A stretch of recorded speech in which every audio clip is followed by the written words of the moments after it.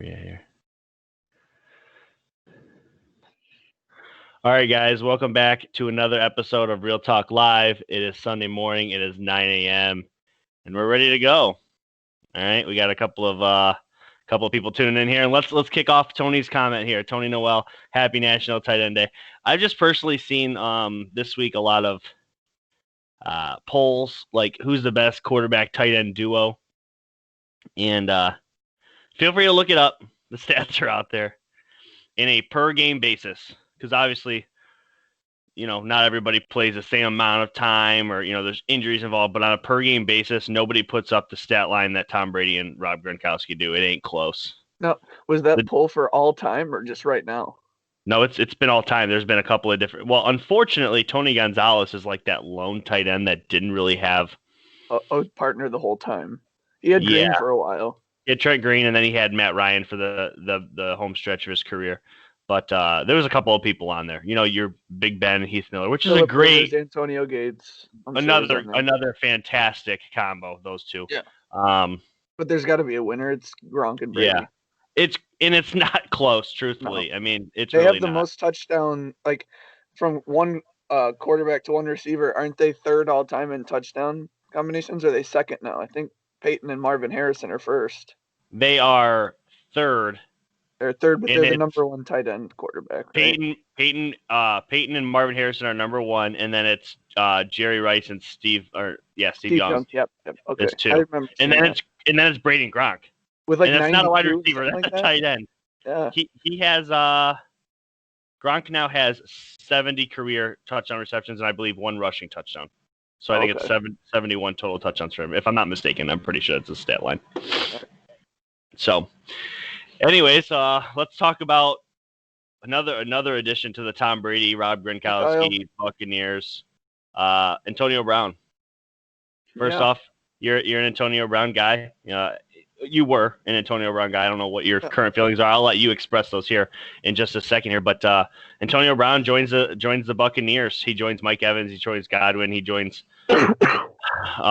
Ronald Jones Jr., Leonard Fournette, Tom Brady, Rob Gronkowski. The list goes on of people that have made an impact in this league. Where are you on Antonio Brown and the Tampa Bay Buccaneers? And let's start off with this. I'm going to ask you a couple questions, and I'll just let you just go. Do you think it's going to work? If so, tell us why. If you don't think it's going to work, tell us how long, and then give your A/B predictions. Go ahead. One, I do think it's going to work. I think it's going to work because although all three of those wide receivers are extremely talented, they all can play different positions in the wide receiver area. Mike Evans is specifically outside the numbers. Antonio Brown, even though he could play slot, played outside the numbers a lot, and Chris Godwin plays a lot in the slot.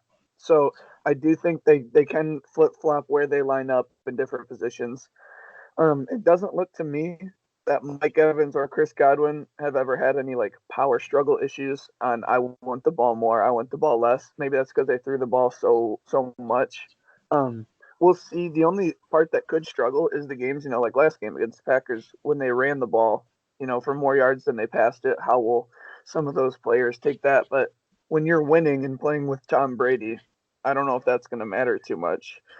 So they all want a ring, and their offense is incredible. And I don't think you can ever have too many playmakers as long as they keep their head. But when it comes to AB, we'll see what almost a year away from football has done for him. Obviously, he's a pretty extreme head case since he's left the Pittsburgh Steelers, at least publicly. He probably was inside the Steelers organization too. But I see this working out. I don't see this being a big problem. And Tampa Bay is going to be a tough team to beat if they weren't already, obviously. Yeah. Zach, thanks for joining, man. Yeah, I was saying this last night when we were talking football with a couple of, friends watching the Michigan game. I said this. I was like, the Antonio Brown experiment only ended in New England because of the off-the-field lawsuits that had came up all of a sudden 1 week after being in the New England organization. They just surfaced, and Bill Belichick decided just to cut him at that point. So I mean, people were like, he destroys locker rooms. I mean, truthfully, he never destroyed the Steelers locker room. I'd argue he didn't. I mean, no, all this came out after he got cut. Yeah, I mean, truthfully, there's a few things kind of bubbling up, and then Tomlin gave him away for almost nothing. Steelers organization, including me, was like, "What are you doing?" Yeah. And then how he started to act at Oakland and like kind of publicly, it was like, "Wow, maybe Mike Tomlin kind of knows what he's doing." Yeah, the Oakland fiasco, 100%. That's an issue, but that is what it is. I mean, that the Raiders at that point in time of acquiring him were not what they are today in 2020. I mean, they were going to be that, I think, and if Antonio Brown would have stayed there, I think they would have been a pretty solid team last year, even better than they were. But he bailed. He bailed, and he's seen an opportunity that if I can get cut, I know New England will pick me up straight up and will be good. Here's all I know. There's not a single corner in the league that can cover Antonio Brown one-on-one. There isn't one. The only two that have ever slightly given him problems are Xavier Rhodes and Richard Sherman. Not sure why it's those two guys, but as a Steelers fan, those are the only two corners I've seen give him a problem. You add him to Mike Evans and Chris Godwin. That means every play Tom Brady is going to identify which one of these guys are one-on-one. And anybody who watches football, wouldn't you favor the receiver if it's Mike Evans, Chris Godwin, or Antonio Brown in all those situations? I mean, when you put in the running game somewhere in there, Gronk is their fifth option, and he just went for 578 and a touchdown. Yeah. Like this, the only thing that can ruin this team is if there's an injury to Tom Brady, because the offensive line hasn't been perfect. But we don't predict injuries on this show. So looking at their offense, this is a team that you're going to have to outscore. They've shown they can do it through the air and on the ground. Yeah. And Antonio Brown is the best receiver in the NFL for 6 years, unquestionably for 4 of those years. I mean, the dude's insane, and we'll see if it was maybe just the thing with Big Ben, but how many snaps did he have for the Patriots and he had a touchdown? Yeah. He literally practiced for like 4 days. He came in and lit up the Dolphins in his small opportunities that he had because he didn't play the whole game. I mean, I think he had 4 catches for like 70 yards and a touchdown. It's like, he's stupid. That's without even trying. So AB, I think we've said enough most about this. Everyone knows he's a head case, and he's an extremely good wide receiver. We'll see which one wins in the Tampa Bay locker room, because I think Brady really signed him, because Bruce Arians, I believe, has his reservations from coaching him previously at Pittsburgh. And I think he's voiced a couple times that he's not really sure about him. But maybe Brady said, let me take this project on. Yeah. I'll worry about Antonio Brown. So we'll see. Truthfully, I 100% agree with you. I believe that Tom Brady, him and Antonio Brown, somewhere down the line, and I knew they were tight because they were both 6th-round picks that kind of made it and made household names for themselves, and nobody really gave them a chance. But these two they're tight. They're super tight, and I'm not sure where the relationship really started because, I mean, people have always said that him and Odell are tight too. But we've seen relationships with Brady and Jules. We've seen relationships with Brady and Gronk where these guys have endorsed Brady like he's the greatest teammate. He's the greatest player. We don't want to play with anybody else. Obviously, Jules is kind of forced at this point, but Gronk has stuck to that. He's threatened to retire. And, I mean, he literally did retire and then joined Tom and then moved to Tampa. So that dude won't play for anyone else. He's endorsed that. It ain't going to happen. And at this point, I think Antonio Brown's kind of in that same category. Obviously, I do think he would have taken an opportunity, but ultimately he wanted to play with Tom Brady, and Tom Brady wanted to play with Antonio Brown. Yep. But moving right along here, let's go ahead and get right into Antonio Brown's previous team. They have the biggest game Sunday, and I don't think it's close. This is a massive marquee matchup. We should have seen this game 3 weeks ago, 2 or 3 weeks ago. The 5-0 Steelers are at the 5-0 Titans. Jordan, thanks for joining us this morning. Sorry about your Penn State. We're not going to get too much into it, but sorry about that, pal. You said you're not.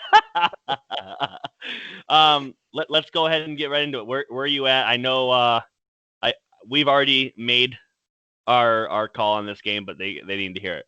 Yeah, big roadie for the boys here. Steelers are going to Tennessee. Um, I really hope the Steelers aren't overlooking the Titans. Only for I the fact is no, only for the fact is we play the Ravens next week, and I know mm, that's always a big game. And just watching the Steelers, sometimes they can be a little fruity loops the week before the Ravens, but I don't think that'll happen. I'm just saying it possibly could, but I don't think that'll happen. I think the Steelers go to Tennessee and they win.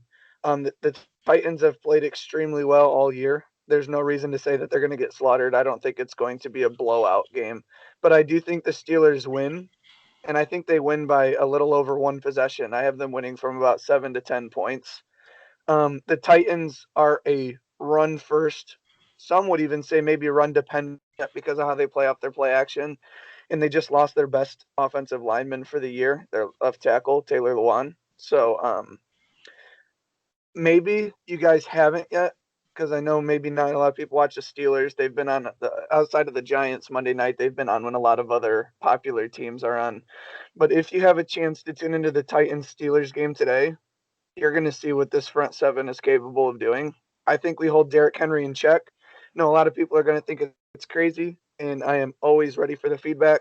But I have reason to believe Derrick Henry will be under 60 yards rushing today. And I know that's pretty crazy. I know it's a lot of eyebrow lifts, a lot of laughs, a lot of holy crap, what a biased Steelers fan. I'm ready to receive the backlash if I'm wrong. But I believe the Steelers are ready to make the Titans look a little pedestrian today, if I don't say so myself. I think the Steelers win this game, and we'll get to this game in a little bit. But bold prediction, along with Robbie Edwards here, I think the Steelers are the last undefeated team after today. interesting. Correct me if I'm wrong, but these are the last two, right? Is there another one? Hawks play the Cardinals Sunday night. Oh, that's right, the Seahawks. That's right, the Seahawks. Yeah, I'm rolling with the Titans here. Can't blame you. Yeah, truthfully, I'm just gonna go right down the position group. Coach, slight edge to Tomlin, slight edge. I would have put him equal, but I appreciate it. Yeah, Super Bowl, no Super Bowl. I mean, it's okay. Let's be fair. Quarterback, I'm gonna give a slight edge based off of just again longevity and career to Ben, but Ryan Tannehill has been better than Roethlisberger over the last. I'm just going to use this season. I'm going to use this season because I can't use last season. They put up like Ryan Tannehill and Ben's stats a couple days ago. It's like I think Ryan Tannehill has like about 200 more yards. He's got 7 more completions on 8 more attempts, and I think he's got 2 more touchdowns than Ben. Like they've actually been pretty. Yeah, he's been slightly better. Yeah, okay. Running back for me, this is clear cut. This is Titans. Offensive line, I'm going to give the edge to the Steelers simply because the Titans just lost Taylor Lewan, which I do believe will be massive in this matchup. Whoever that left tackle is, they had their hands full today. The Steelers lead the league in sacks. It will be a massive matchup. But after that, that's it. Steelers win every other matchup on this board. Outside of what, running back? Outside of running back, yeah. Receivers close. I give the edge to the Steelers though. They got 3 of them. I think the Titans only got 2. Maybe tight end is Johnny Smith coming back because that Ferkser really came out last week.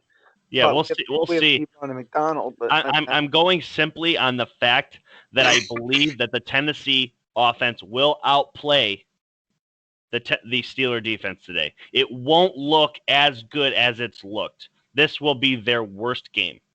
This will be their worst game, and Tennessee will look. They'll look sluggish because this is one of the best defenses they're going to play. But Tennessee will do enough to win. Super close. If I had to throw a score on it, 20-16. Yeah. So there's the stats. It's pretty close. Tannehill 1 more pick, about 200 more yards. Like I said, yeah, he's got. Kyle, thanks for joining. Yep, he's got 7 more completions on 8 more attempts. So I guess that's your thing. Everyone knows these 2 teams are 5-0. It's going to be fun to watch.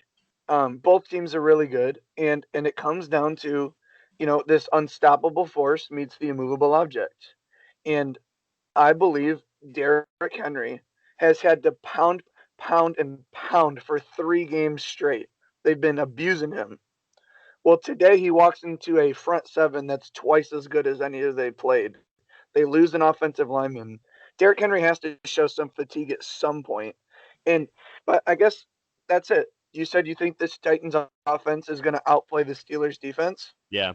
And I think it's going to be the other way around. But that's the matchup everyone's watching. But I think the Steelers are going to be able to outplay the Titans defense better than the other side. I just think that the Steelers are the most balanced team in the NFL. We can run, we can pass, we play unbelievable defense. We're the second team in NFL history through our first 5 games to have 3 sacks and an interception. I mean, it's just fun watching our defense, and I'm excited for everyone to watch. I could be wrong, and the Titans could come out and do what they did to the Bills. Yeah. But I think we're better than the Bills, and I can't wait for this game because this is a huge statement game for either team to beat another 5-0 team. So yeah, it'll be fun. No, I'm excited for it too. I'm sure we'll see the stat later on. There is not too many times, and I know 5-0 doesn't sound like a super impressive record, but there's not too many times where 2 5-0 teams actually play each other. I'm sure they'll show the stat before kickoff today, but it's a very limited amount of time. And I'm sure it's probably been a few years since there's been one. So and we were holding back on the Steelers for a little while with the teams they had beat, and then they beat the brakes off the Browns, and now they're 5-0, and everyone's still got some reservations for them. We're at Titans, then at Ravens. We'll see how serious the Steelers are. Yeah, I think they're a good football team. I don't think this game is any distinguishing factor on where or not they're better or worse, but I just believe the Titans are a better football team. We'll see today. Moving right along, though. The 2-4 Cowboys are at the 1-5 football team of Washington. For me, this is where the Cowboys finally get that third W, but it's not because they're just far and away better than Washington. I just believe they have more talent on offense. That's it. Dallas's offense over Washington's defense. That's where I'm at. That's the only reason I'm giving them this W. They are just far and away superior offensively than anything Washington can do. Even though Dallas's defense is pretty bad, I'm giving the edge to the Cowboys. Yeah, if you guys are weekly listeners, you heard me say I believe Andy Dalton can get it done for the Browns, or the Cowboys, and then they got beat pretty bad by the Cardinals. Yeah. I didn't think they would ask Andy Dalton to throw the ball 54 times. That's a real number. He threw the ball 54 times. That's not how Andy Dalton wins games. And the Cowboys' offensive line, from 2 years ago being top 5, now looks like a bottom 5 offensive line. Yeah. Zeke's fumbling. They're still not running him enough, even with the fumbles. He had like 13 carries, I think. But this defense is so bad. And I keep wanting to say the Cowboys are going to win and win and win. And the more I watch them, the more embarrassed I am that I even pick them to win. Like I still have them winning this game, but Washington has a really good front seven. Yeah.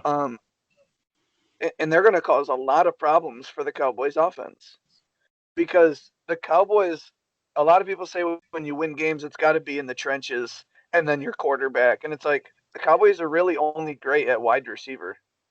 And I mean, I want to still say Zeke is great, but he's got to fix this fumbling problem. But I have the Cowboys, but we need to really watch out for Washington here. And that Terry McLaurin, man, what a stud he's been since he's entered the league. I mean, he's like one of the few bright spots on this Washington team. But I have the Cowboys winning, but Washington's going to make this a lot closer than people think. Like I think Washington has a chance to really, it's sad, upset the Cowboys here.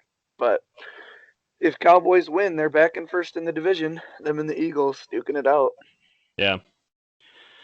Moving right along here, and unfortunately, we're not going to spend a ton of time on this game, but the Bills, 4-2, are at the 0-6 Jets. Bills have dropped 2 straight. They get back on track today. They win their 5th game. The one thing I want to see out of this game is I want to see them annihilate the Jets. Show how much better you are. Show that you're still that elite team. I don't want to see you struggle with the Jets today. Don't lay an egg and struggle with the Jets today. You cannot do that. Morning, Trevor. Bills lose to the Titans and the Chiefs. They get a huge bounce back game. And last thing I'm going to say about the game is one statistic, and this is before the Thursday night game. Yeah. The 3 worst point differentials in the league. Third worst is Washington with minus 54 on the season. Second worst is the Giants, which was minus 56. It is now minus 55 because of their 1 point loss to the Eagles. Those combined are minus 109. The Jets on the season are minus 110.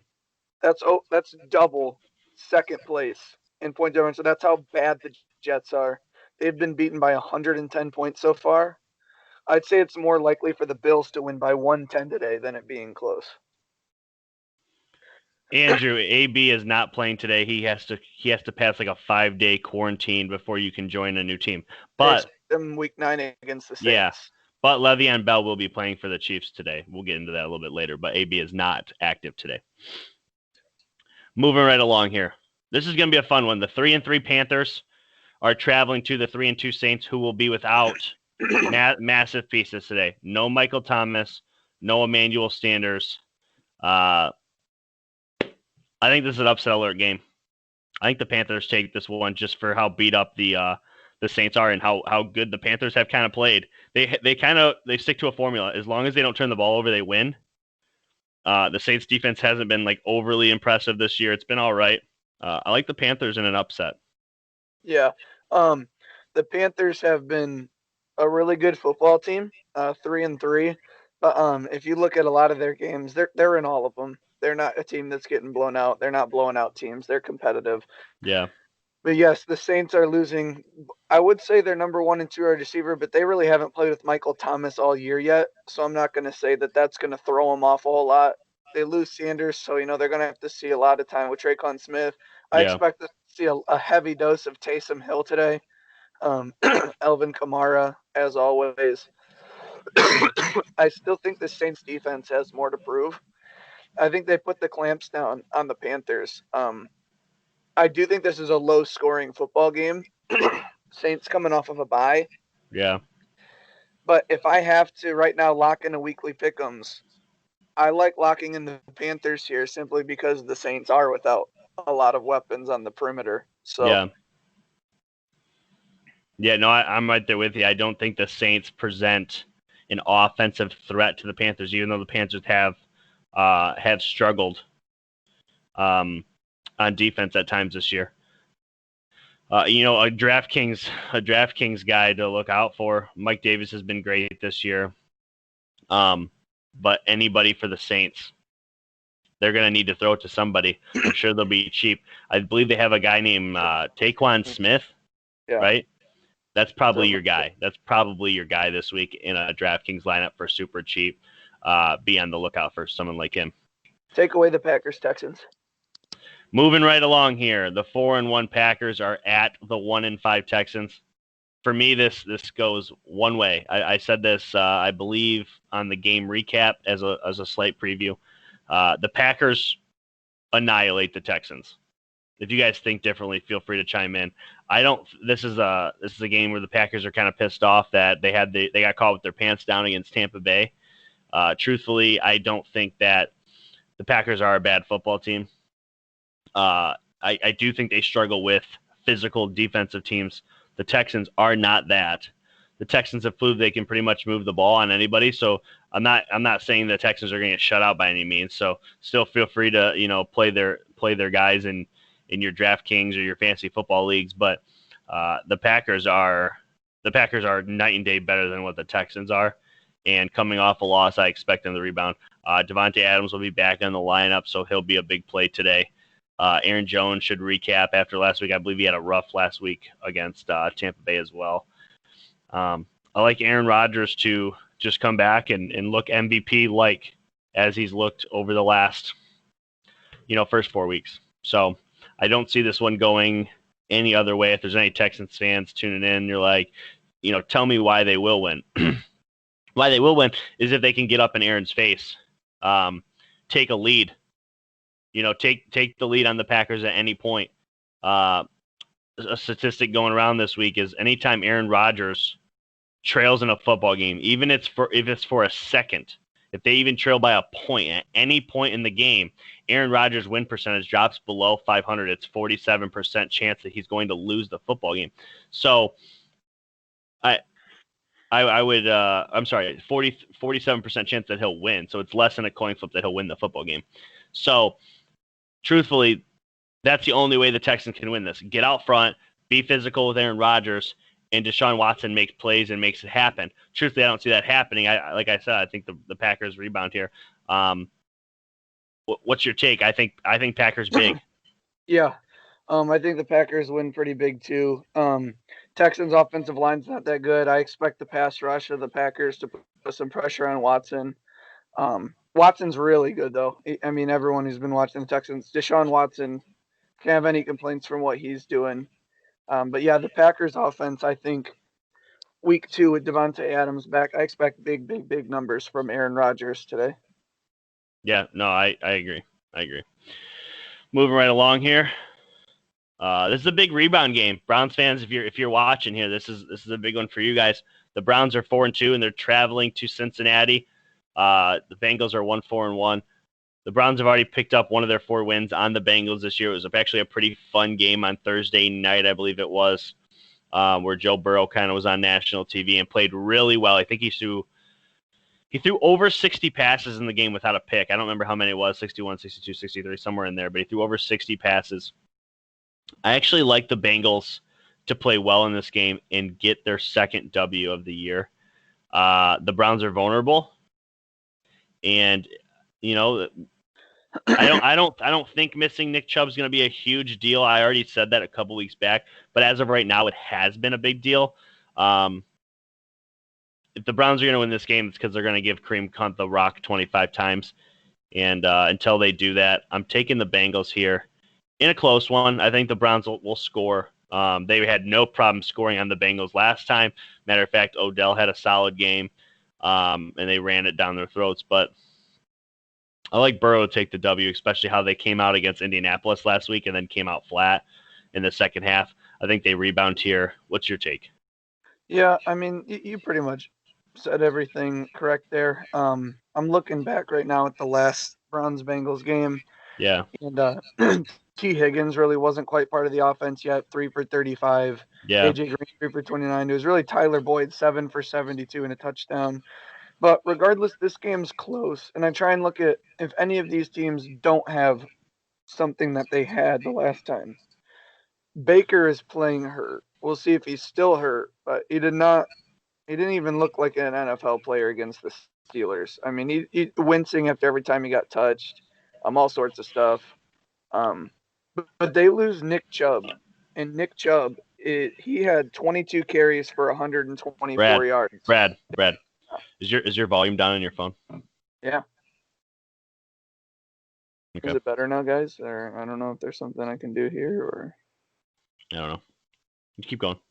Yeah, Nick Chubb, he's got 22 carries for 124 yards and 2 touchdowns the first time out against the Bengals, which opened up the play action, which is, when they hit Odell for the 43-yard touchdown. So I'd like to see in the second matchup Joe Burrow a little bit more time under his belt. I think he's been playing really well all year. I believe they have the edge at quarterback, which is the most important position. But losing Nick Chubb might prove to hurt them against the Bengals. And although the Browns, they've played well, everyone against the Ravens and Steelers. Well, if they lose to the Bengals this week, I think it's panic mode for the Browns. Absolutely.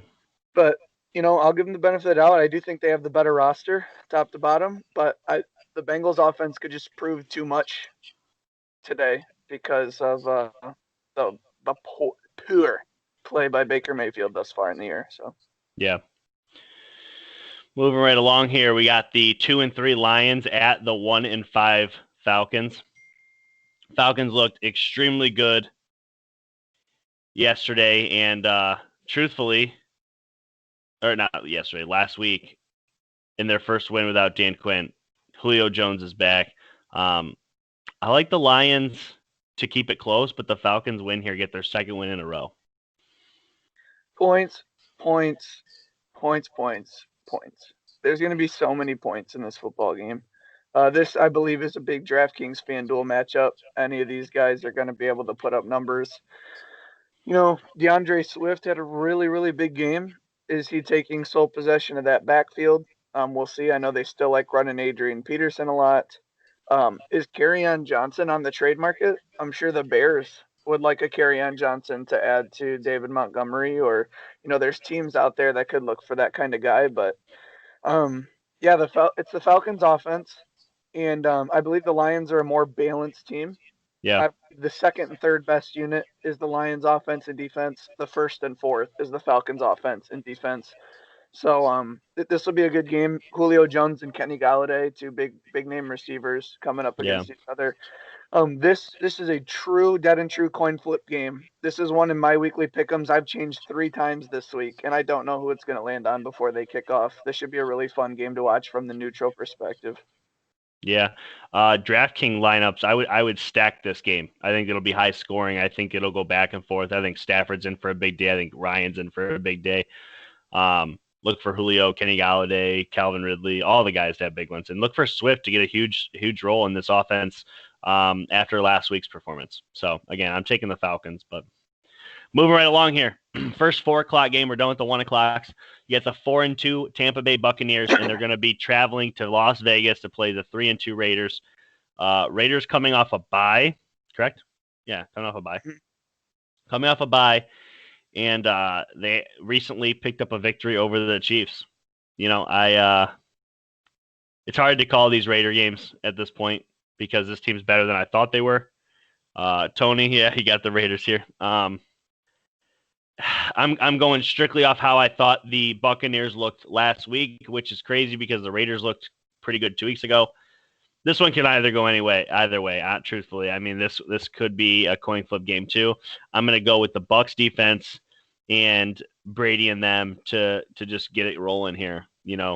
Before they add Antonio Brown, I think they pick up one more W here. I think Brady's in for a big day. The Raiders defense is younger. That's not good. And they haven't really been good. So I look for Brady to have a big day. And the strength of their defense is clearly their front seven and their ability to run, stop, and pass rush right up front. And if I'm not mistaken, the Raiders have a few offensive linemen out for COVID. So we'll have to look.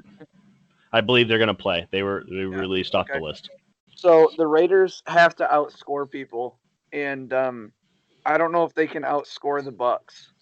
I like the Buccaneers in this game, and although the Raiders have been fun to watch and their offense looks good, I don't want to look too much into this game. I think the Buccaneers are a better team from top to bottom.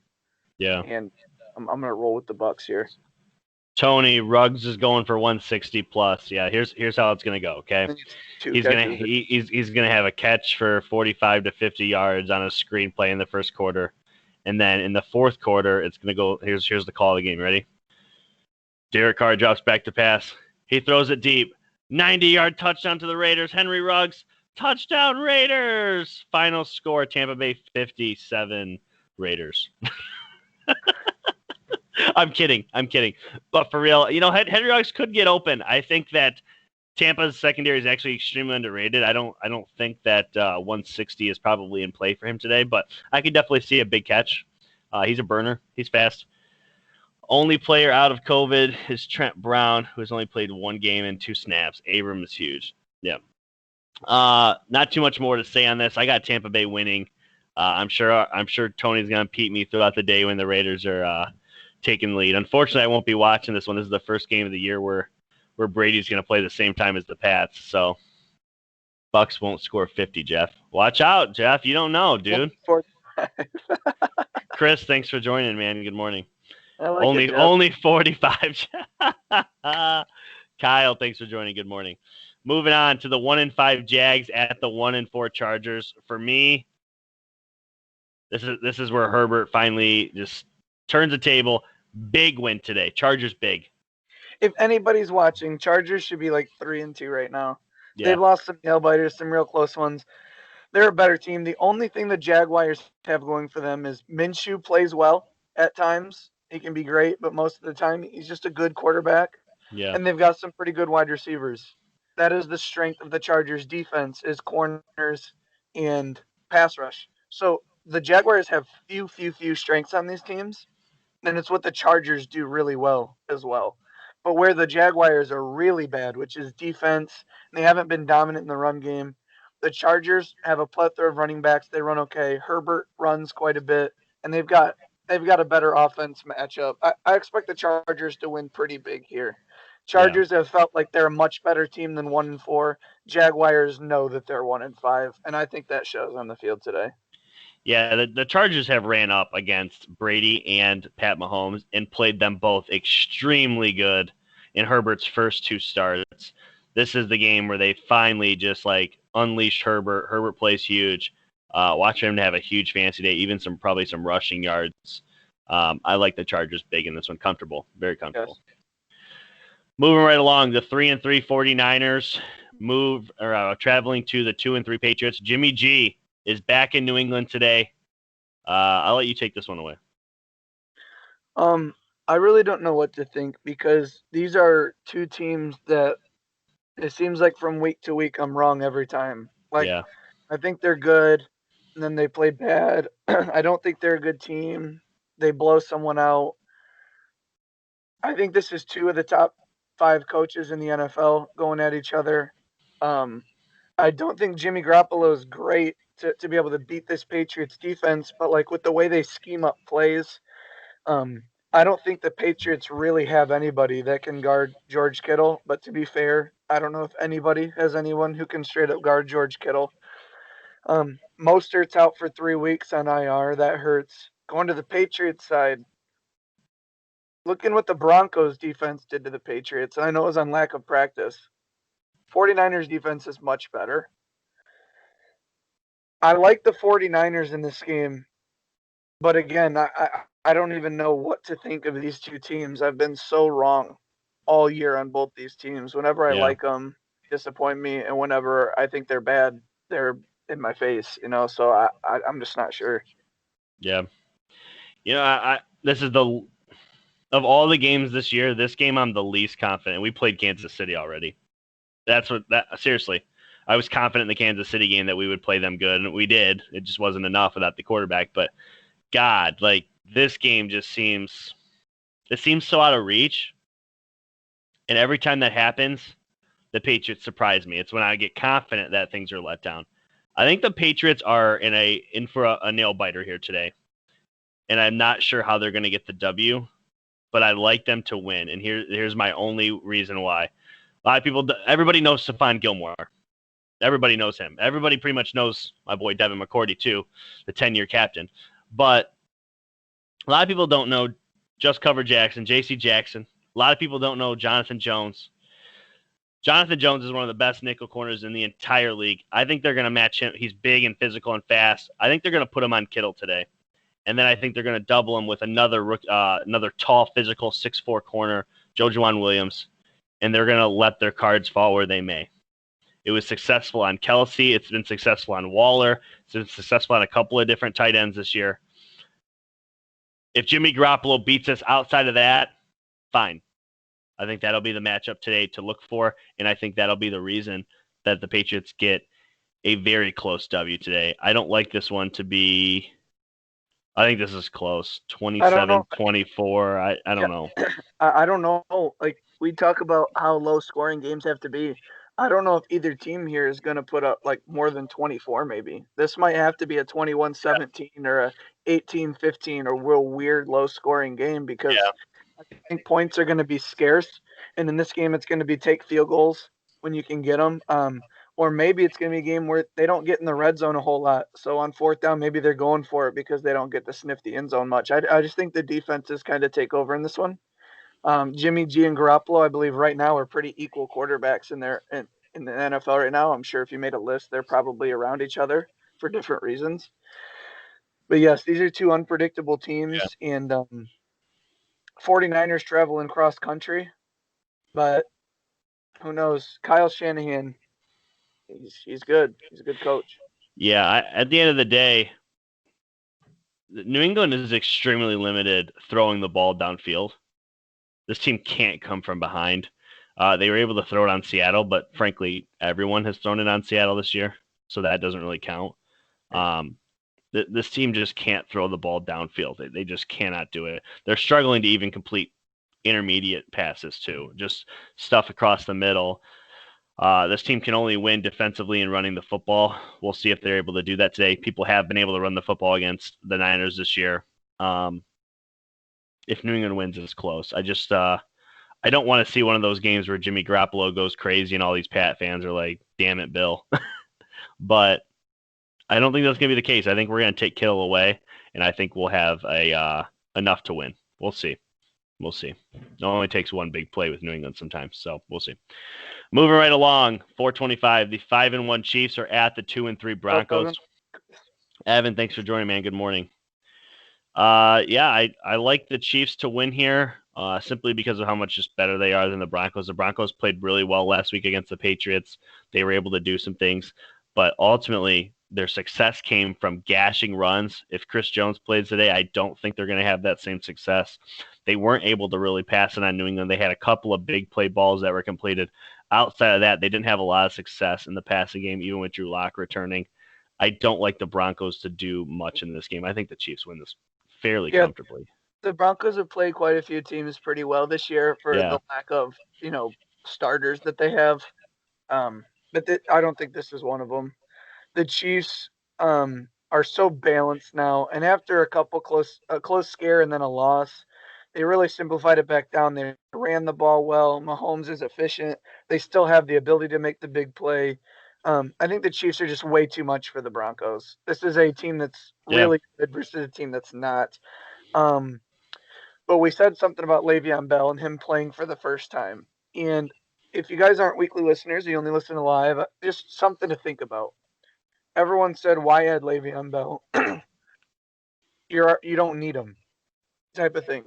Well, I would argue that they do need him because short down yardage, Le'Veon Bell is going to open up a whole new aspect of the Chiefs in less than 2 yard to go, less than 3 yard to go situations. Bell's just a different running back. And the thing is Clyde Allaire, this season so far, they've had 9 rush attempts with goal-to-goal situations. They have -1 yards. I think Le'Veon Bell could fix what may be a huge issue, because maybe that's part of the reason they're playing a little weird at times, because it's like, 3rd and 2, they feel like they have to shotgun bootleg or drop these funny crays. Yes, you're absolutely right, Nathan. In the hole, Bell's incredibly difficult to take down in one-on-one situations. And just throughout the game, 3rd downs or 2nd downs where Hilaire goes out for a water break, they're bringing in Le'Veon Bell now. They don't feel like they're losing a running back when their starters off the field. And it's the same thing a few years ago when they had Williams and Kareem Hunt. They're going to use him the same type of way. And when you talk about, Kittle being a tight end and their speedy receivers, Le'Veon Bell could play wide receiver if they wanted him to. Yeah. He's a guy that's going to, like, for what he did for Big Ben in terms of where Big Ben's hits went down, for Patrick Mahomes, when you start scrambling in the pocket, 3-yard dump off to Le'Veon Bell. That's what he's best at in the league. That's what he's almost known for. So I don't think this was they're adding more people. Bell, no one's good on the Jets. Think about what Bell is capable of now that he's on a team where he can't be focused. Because that's what he was on the Steelers. People were double and triple in AB. Juju was emerging, and Bell was tearing people up. It's going to be the same type of work at the Chiefs. He's not the vocal point of a terrible team. He's another piece to a great offense. So look at how much better Robbie Anderson is with the Carolina Panthers than he was the Jets. Yeah. Nobody works with the Jets. I mean, it is what it is. TJ Mosley was the top 3 middle linebacker in the league. Disappeared at the Jets. Yeah. I don't know how Jamal Adams did it. Kind of crazy if you think about it. Kind of crazy.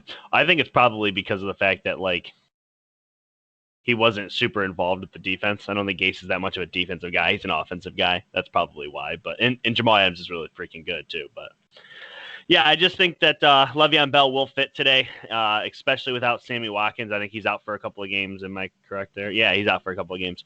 I think Le'Veon Bell should step in and probably see some slot roles today. he'll definitely see some short yardage situations, and we'll see a complementary backfield with him and Clyde Edwards-Helaire.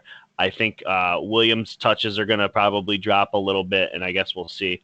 Watch out for next year. I'm going to bring this up now. If Le'Veon Bell works out and he wants to stay, that this team's able to offer him a team-friendly deal, and Le'Veon just likes the winning aspect again.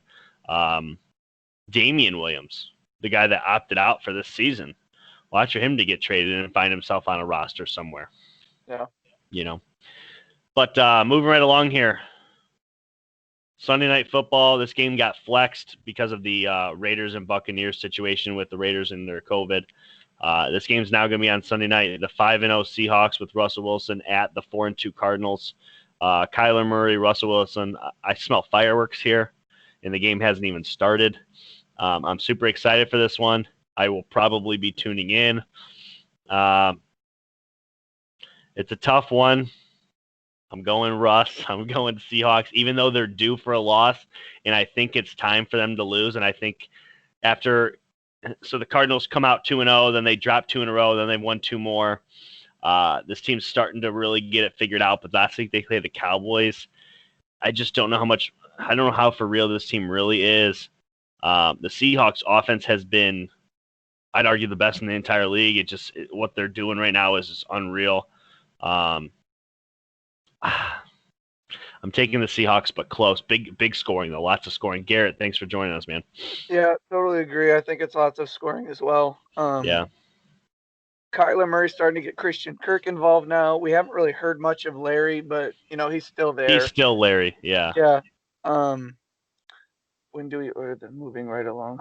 Oh, yes. I was thinking the same thing, Jeff, but from game to game, I love it. That's his marquee. I appreciate it. Moving right along. You got me. I do say that a lot, don't I? And, when I'm recording podcasts, I say "and" a lot, too. Yeah. Moving right along. Moving right along, back to the Seahawks-Cardinals game here. Russell Wilson should have his way with this defense, but Kyler Murray should have his way with the Seahawks defense. I truly believe this will be a game on just who has the ball last. I don't think either team will be able to get out of reach of the other. I do like the Cardinals defense a little more, though. Budda Baker, Patrick Peterson, they're playing well in the secondary. But yes, I expect both teams to have at least 28 points today. So this should be a shootout. Who has the ball last? Should be a really fun Sunday night game for everybody who's got time to watch. Yeah, I'm right there. I'm right there with you. I think this is going to be a fun one. It's going to be one of the top games of the day for sure. I would be shocked if one of these teams gets absolutely obliterated. I think it'll be a fun one. It'll come down to the wire. And this is a big stage for Kyler Murray. I can't put my finger on a game that he's played at this point in his career that's bigger than this one. This is for the division lead, right? No, because they'd be 5-2, but they'd have a win over them, and I mean they'd put themselves in the driver's seat to be right there for the division, So, and you got the Niners who are playing the Patriots today and probably feel good about their chances.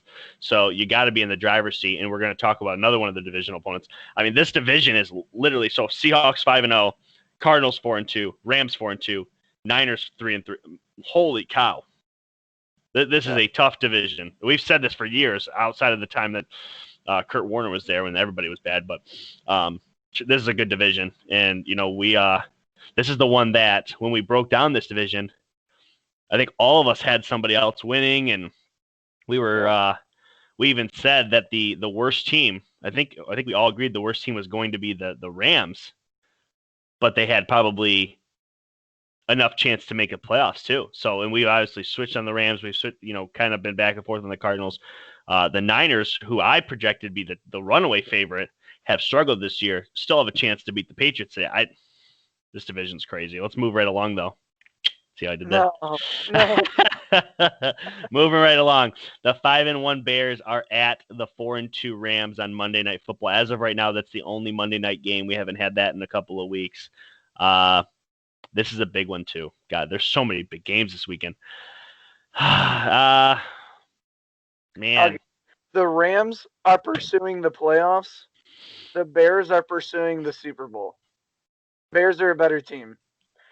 And Wow. honestly, I like the Rams, and they're 4-2 sweet. Aaron Donald and Jalen Ramsey, that's super cool. Jared Goff, not really sure what I think about him. Until this team, and it could be today, sure, or tomorrow, until this team beats a team outside of the NFC East, I'm Yeah. not going to take them seriously. Yeah. Because when you talk about the Rams division itself, the teams they beat, the Eagles are winning that division right now. They would be fifth in the NFC West, and they're winning the NFC East.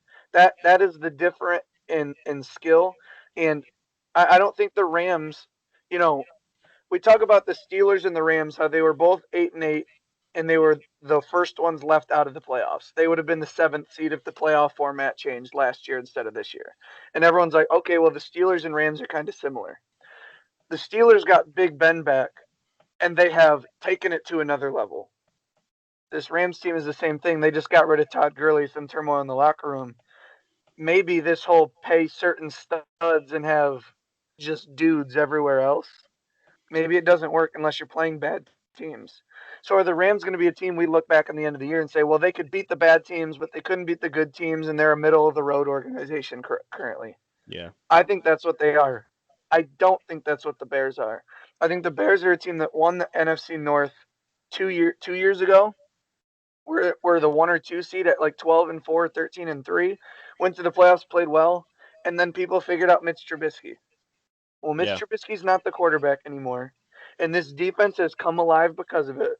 And Nick Foles has now, in terms of fantasy and stat line, Jimmy Graham, Cole Kmet, the tight ends are now a real factor in this offense. His down the field throwing ability to Allen Robinson and Cordell Patterson, Ted Ginn, Anthony Anthony Miller. Miller has become enough of a factor that it's opening up lanes to get David Montgomery going. Like I said, they could use a second running back. They could. But this team defensively is suffocating people. Their D line that we talked about preseason, Robert Quinn, Hakeem Hicks, and Khalil Mack, like they're playing really good football. Roquan Smith in the middle of the defense, Kyle Fuller, Eddie Jackson. They've got pieces all over the field.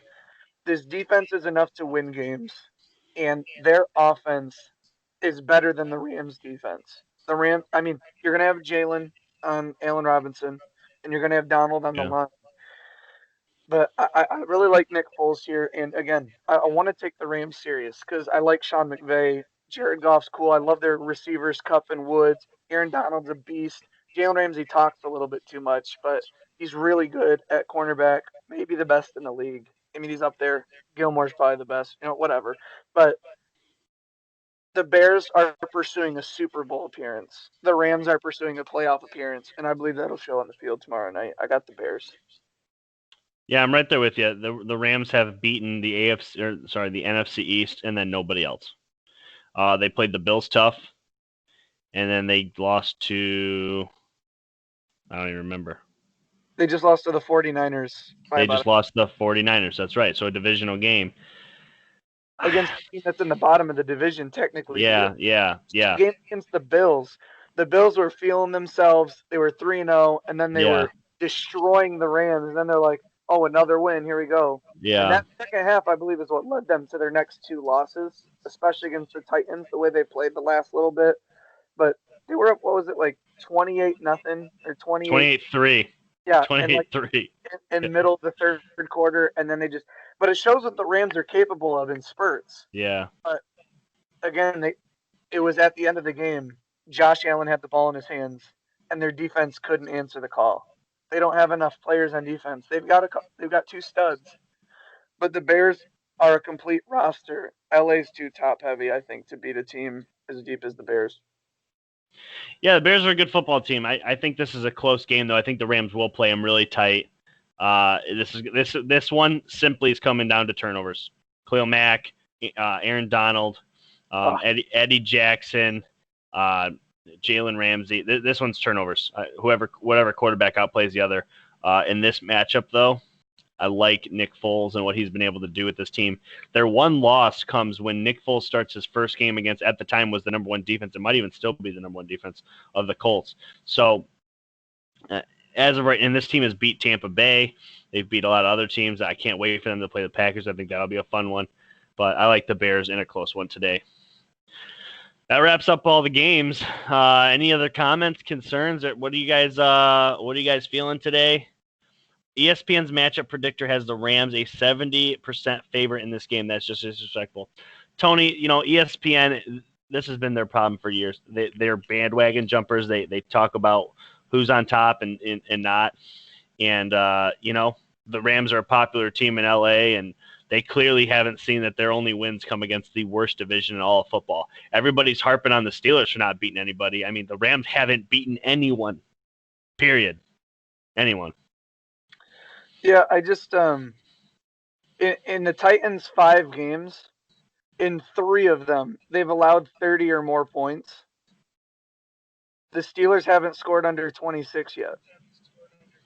And this is going to be the best defense. I know I'm really going back here to the Titans. No, that's fine. That's fine. What's the lowest that the Titans have scored in a game? They scored 16 against the Broncos week 1. But yeah, again, they've scored 33, 31. So they won 33-30, 31-30. They blew out the Bills 42-16. And then it was that overtime shootout, 42-36 against the Texans. I think both of these teams take a step back scoring-wise this week because I think both of these offenses are very efficient. You don't seem to think Derrick Henry will be a factor. I believe he will.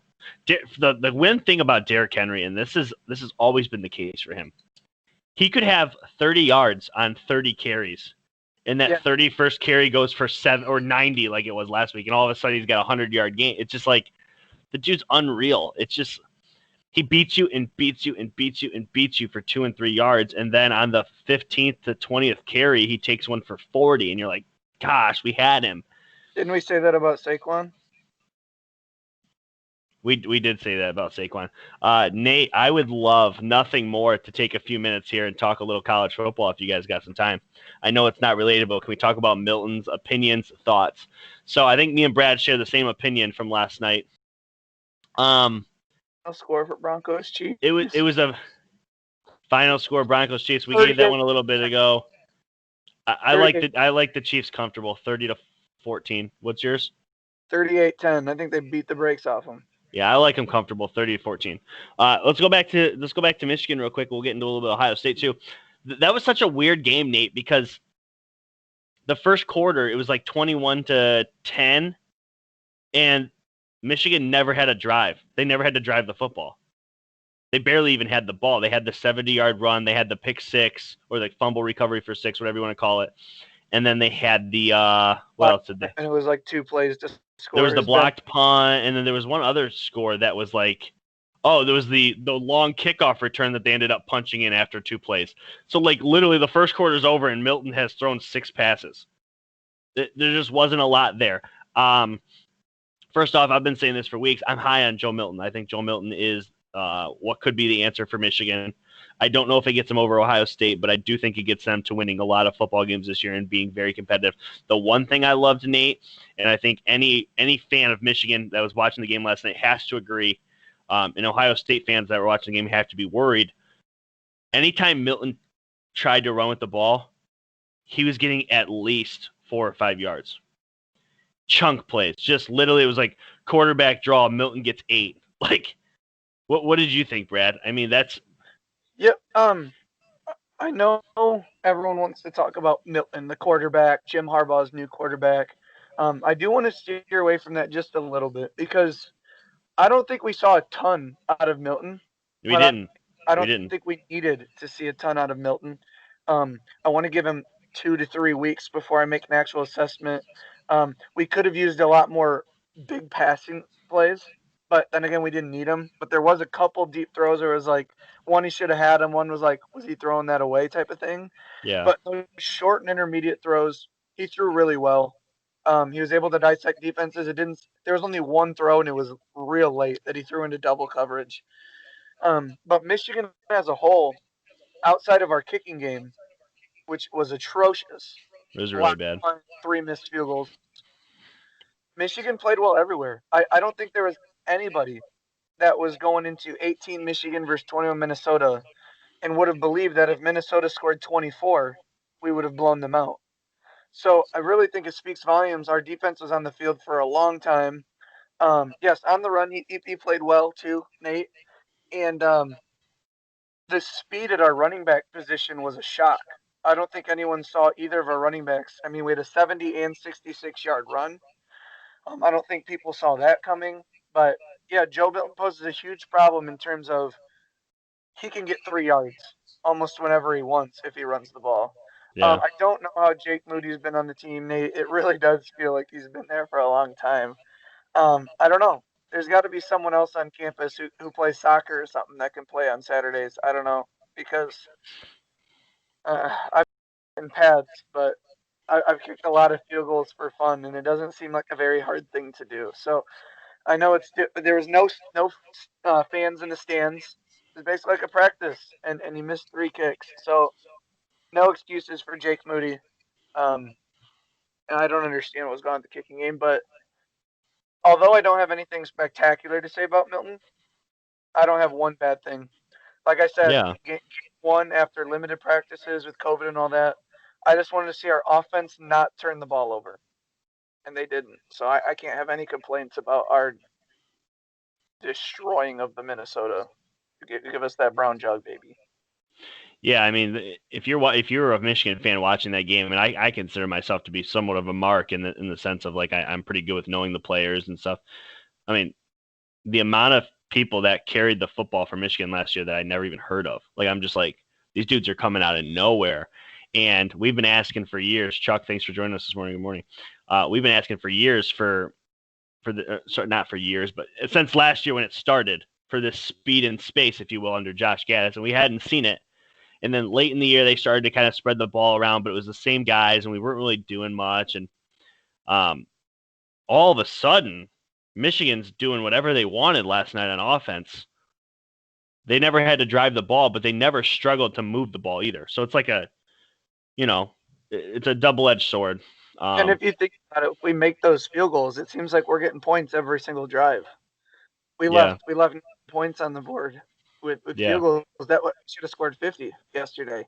So yeah, one of the big sad things, I guess, just trying to look, it does look different, is crazy. We agree. Like different's good. Different's good. Different is good. We've been crying out for different for a long time.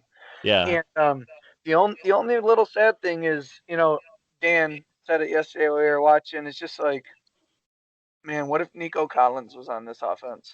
Yeah. Like, I wonder if he's watching, wondering, like, man, maybe I should have went back.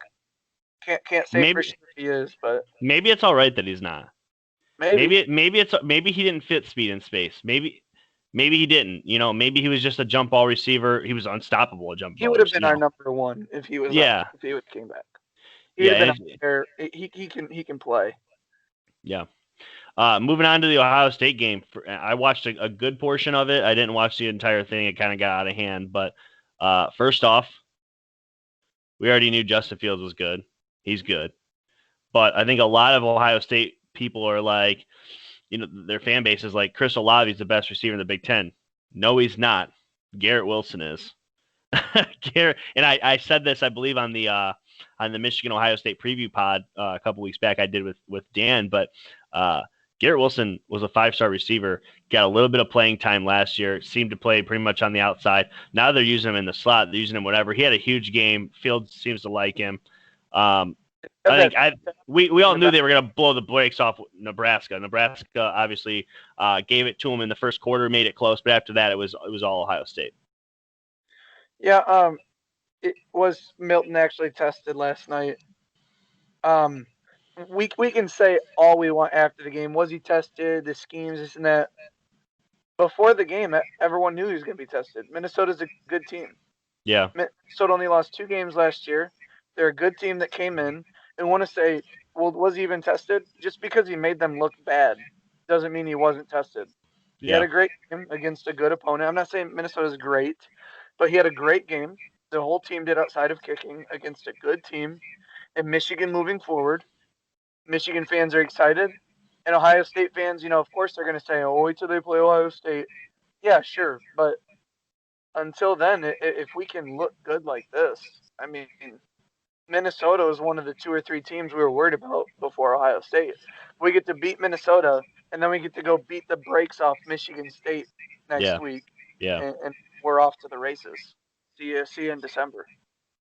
Yeah, Jeff, your comment there, Buckeyes just need to improve the run game. I've heard from a lot of Ohio State fans this offseason that they were ready for Master Teague.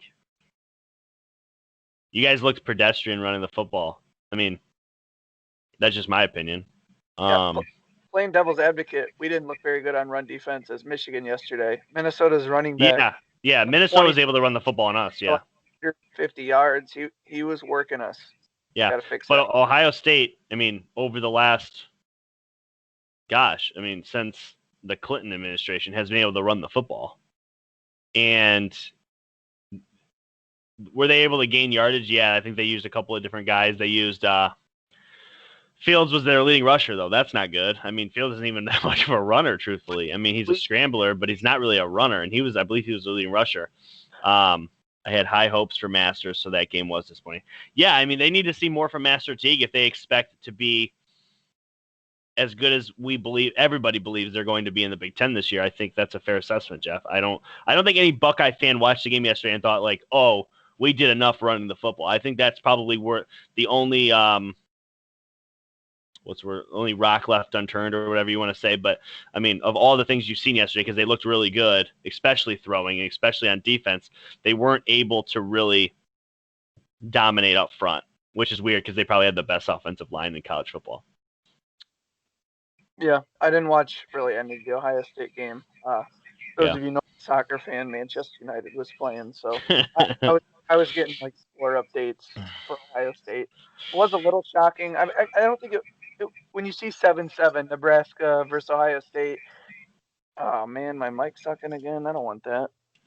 But when you've got Ohio State and Nebraska, you want Ohio State to just beat the brakes off of them like they should. Yeah. But with COVID, they had to warm up and everything. But what can you say about Justin Fields? Only one incompletion. Rutgers is not legit. Michigan State is just pathetic. So they're both bad teams. Yes, very bad teams. I just think it was two garbage teams, plain and simple. No, I agree. But I really think this was just also when I had it on in like the third quarter.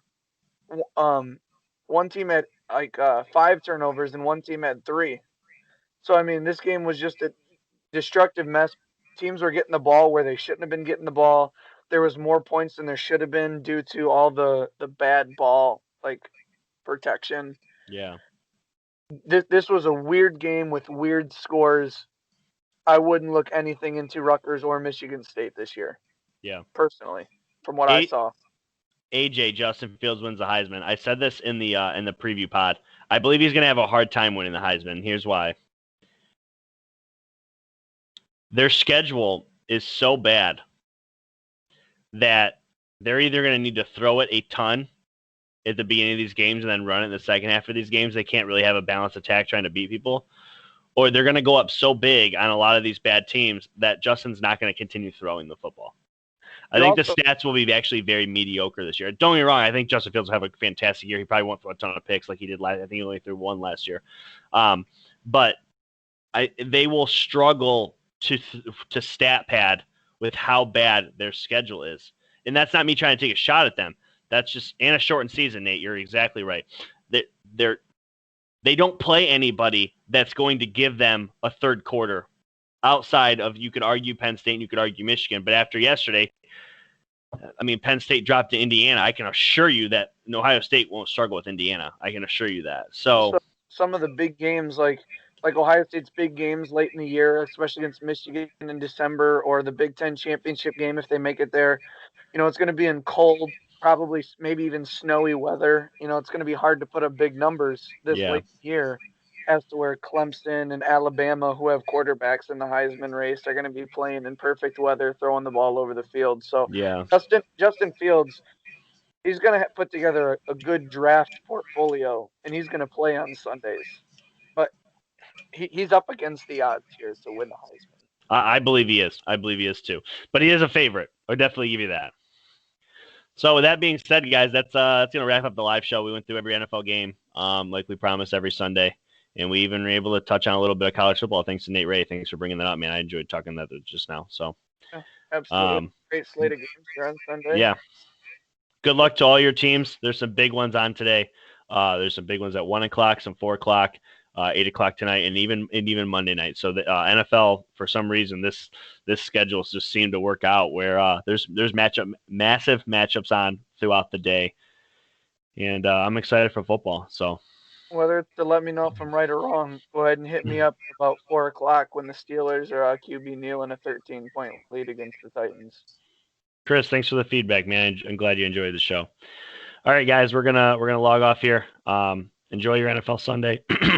Hope you guys hit it big in DraftKings and win your fantasy leagues, and I hope your team wins.